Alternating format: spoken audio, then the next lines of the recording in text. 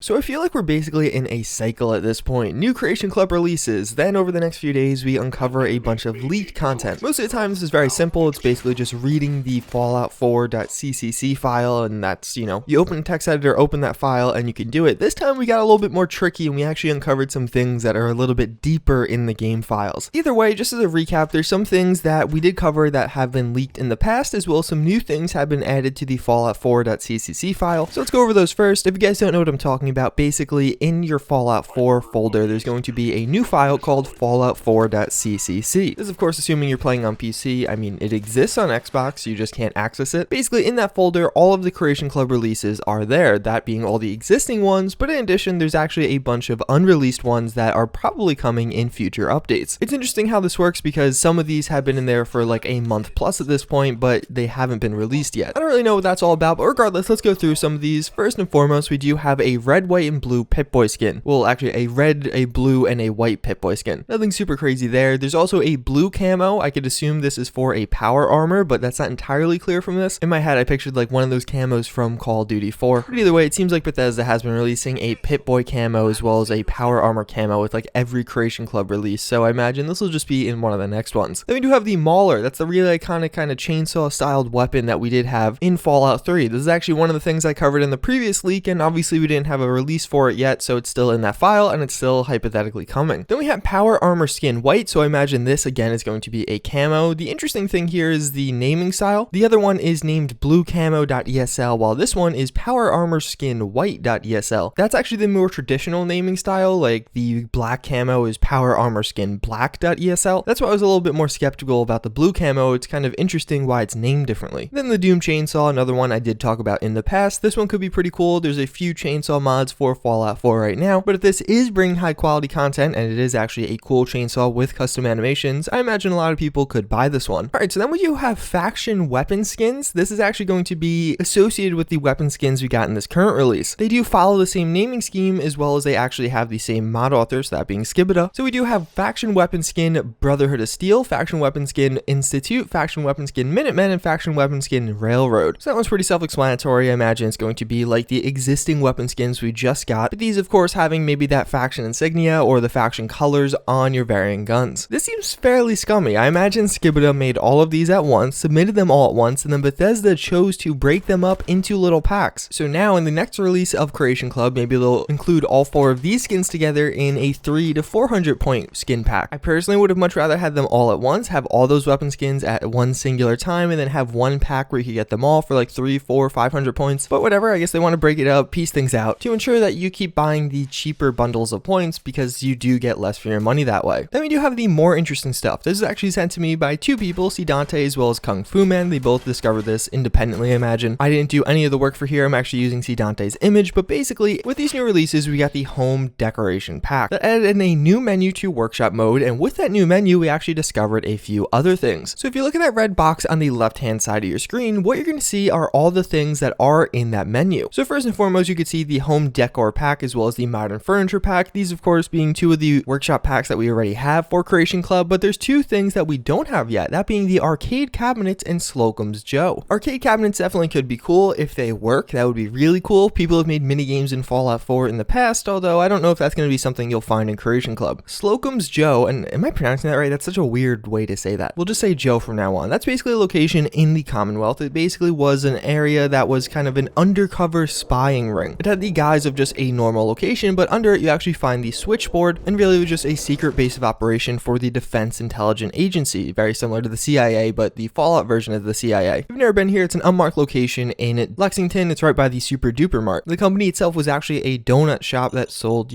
coffee and donuts. Well, it was actually inhabited by the railroad at some point, but then after doing a certain quest, the Institute do take over. So there's 2 ways you could go here. One, you could have a bunch of donut and coffee accessories, which for some people that would be cool, but the cooler thing would be if you had like the ability to recreate maybe a hidden spying ring in your workshop, maybe with some actual functionality, like being able to call on a UAV in Fallout 4 and it will illuminate enemies in a certain area. I mean, that would be really cool. I don't think that's what this will do, but who knows? Either way, that's pretty much it. Those are all the new leaked content that we know of right now. As always, I hope you guys enjoyed. I thank you for watching, and I hope to see you all next time. Later.